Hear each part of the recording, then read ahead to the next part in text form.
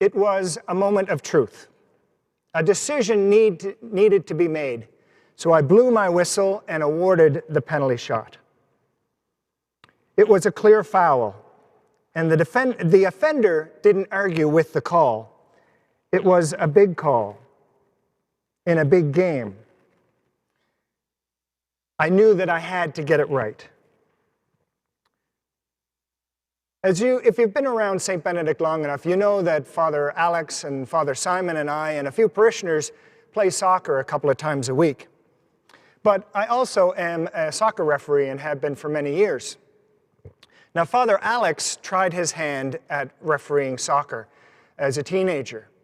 But let the record show, I conclude that since he gave it up, that he just couldn't handle the pressure. A soccer referee has many responsibilities. He wasn't expecting that. A soccer referee has many responsibilities on the field. You have many decisions to be made.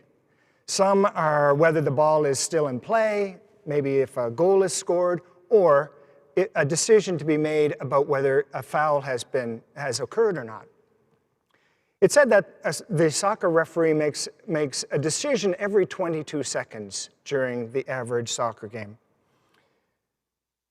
It helps us as soccer referees when we consider the game and to take it almost like a frame-by-frame situation. So if you need to make a decision, you go to that point in your mind and take it frame by frame and get to that frame that we call the moment of truth. That point where a decision needs to be made, whether a foul has occurred or not occurred. And then we act from that decision about whether a foul has occurred or not. So we call it the moment of truth, that moment where a decision needs to be made. And I would argue that moment of truth in this application can not only occur in soccer, but it can also occur in our everyday lives. Have you ever experienced a moment of truth in your life? A moment where a decision needed to be made? Maybe in your marriage or in your relationships or in your career. Maybe you were at the time dating and you were trying to figure out whether this person was a good fit for you or not. Maybe it was a career or a job offer that it meant more money, but it also meant more time away from your family.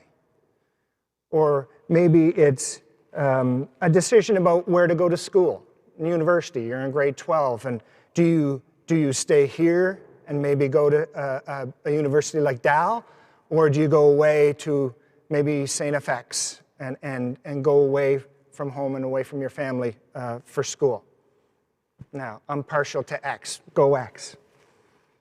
We're in our second week of our preaching series called Worth It, where we ask the questions about the elements of discipleship and the cost of what discipleship means to you and I.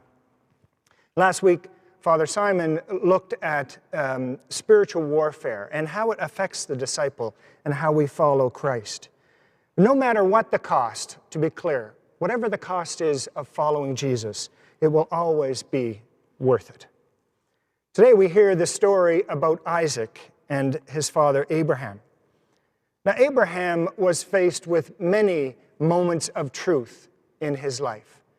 Earlier in his life, God called to Abraham, out of the blue, totally.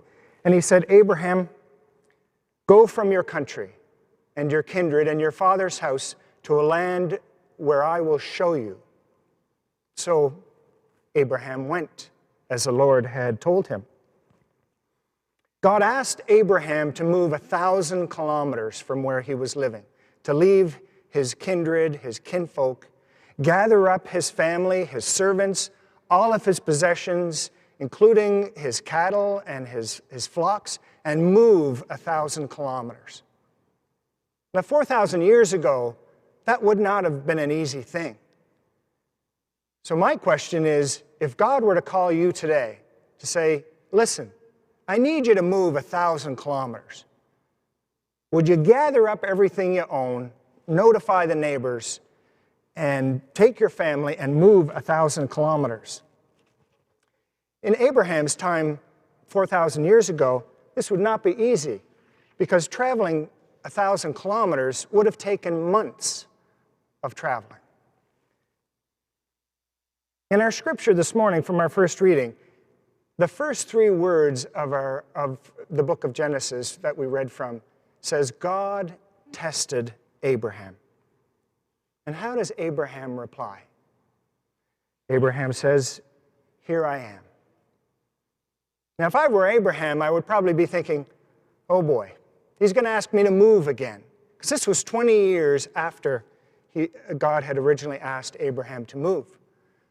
But no, God is asking a greater obedience from Abraham, one that he could have never imagined. Abraham would have been willing to move 10,000 kilometers rather than to do what God was asking him to do. For God was asking him to sacrifice his one and only beloved and most precious son, Isaac. In obedience, Abraham binds Isaac. He lays him on an altar, and then Abraham reached out his hand and grabbed the knife to kill his son. This was Abraham's moment of truth. Abraham was prepared to take the life of his precious son, his beloved son, his only son, as a sign of obedience to God. But then the angel of the Lord says to Abraham, Abraham, do not lay your hand on the boy, for now I know that you fear God. Now, some might say, what a horrible and sick thing for God to do, to expect Abraham to kill his one and only son. But we have to understand that in the context of the ancient cultures, human sacrifices of adults and virgins and children was very commonplace. For ancient cultures believed that human sacrifices were the ultimate offering to their pagan gods. People even volunteered to be the sacrifices. But it's not so for our God. For God tested Abraham. He demanded from Abraham, but he did not punish Abraham for sacrificing his son Isaac. He wanted to know that he, God, was the main thing in Abraham's life. And if he was willing to sacrifice his one and only son, God knew that he was first in Abraham's life. Abraham passes the test of obedience when God tested him. Obedience does 2 things. Obedience to God leads to knowledge of God. So Abraham learned that God was not a punishing God. He was not like the other pagan gods that required human sacrifice. He calls us into discipleship by obedience, but he does not punish us. And second, obedience to God unlocks blessings from God. Because Abraham was willing to sacrifice Isaac, God says, because you have done this, I will indeed bless you. Your offspring shall gain blessings because you have obeyed my voice. Through Abraham's obedience, he became the father of a great nation. Obedience to God helps us to get to know God and to know him, and obedience of God leads to blessings from God. We all face moments of truth in our lives, those times that are challenging when we are called to be faithful to God. We are called to make disciple-like decisions, difficult disciple-like decisions, and they usually come at a cost. It's usually yes or no. There is no maybe with God. God does not take partial payments. He takes lump sums. Now tell me if this sounds familiar to you. Faith is our trust in God when we don't fully understand what's going on. Those moments of truth, those moments in our lives when we say, Lord, I have no idea where we are going, but I trust in you. You know my situation more than I do, better than I do, clearer than I do. God, I trust in you. Now, some famous, handsome young guy said that. Okay, I said it, and I'm not famous, I'm not handsome, and I'm not young. But I've said it more than once in my life, and I know that you have said it too. It's in these moments of truth, when God is calling us to obedience, when God calls you, when he asks of you, when he demands of you, when he expects of you. He says, be my disciple. Be my disciple. How did Abraham react and answer God when he called him? He said, here I am. Here I am. What did he do in the biggest moment of his life? Moment of life when he picks up the knife to take his one and only son, Isaac. In obedience, what's your response? Can I make a suggestion? The very words of Abraham, here I am, here I am, here I am. When God calls you to be the mother or father out of obedience to him, here I am.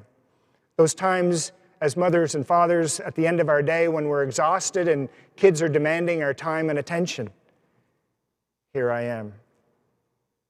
Those moments in your relationship, in your marriage, in your friendships, when conversations get difficult and nerves are frayed, here I am. In those moments of truth when God calls you to be that son or daughter, husband or wife, co-worker, neighbor, friend, or even that total stranger.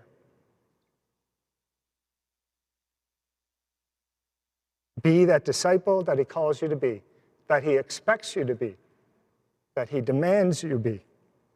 Here I am, here I am, here I am. Apart from moments of truth on the soccer field, I'll tell you about another moment of truth for me in my life.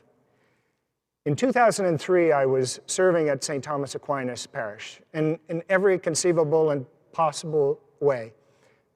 But there was still something missing in how I served the Lord. But I didn't know what it was or how to go about solving my issue. Fast forward a couple of years, and I felt called to the permanent diaconate. Remember when I said that quote, Lord, I have no idea where you're taking me right now, but I trust in you because you know my situation better than I do. That was one of those moments.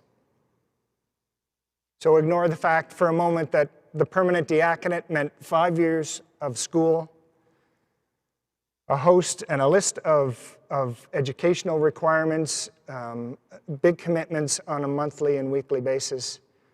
Ignoring all of that, it meant time away from my family, and it also meant a commitment to serving the church basically for the rest of my life. And apart from even all of that was the fact that I had to consider that this was my act of obedience to God, but it was also my family's act of obedience to God, most especially my wife, Patty. But our moment of truth came in 2015 at the Basilica, at St. Mary's Basilica, when I lay prostrate in front of Archbishop Mancini. And what a profound experience that is. That was our moment of truth. That did two things for us. One, it helped us to know who God is, the knowledge of God, through obedience to God. And two, it helped unlock blessings from God. Our obedience to God is like, as we heard in our second reading, like our blessings are literally sand on the seashore. They are there's a multitude of blessings for us. So for me and us, has the diaconate and our observance and obligation to God been worth it? Our obedience? Well, I wouldn't be standing here if it wasn't. Every day, you and I, as disciples, are faced with moments of truth that require obedience to God. Sometimes they are little, and sometimes they are big. But each one of them comes at a cost, and they are worth it.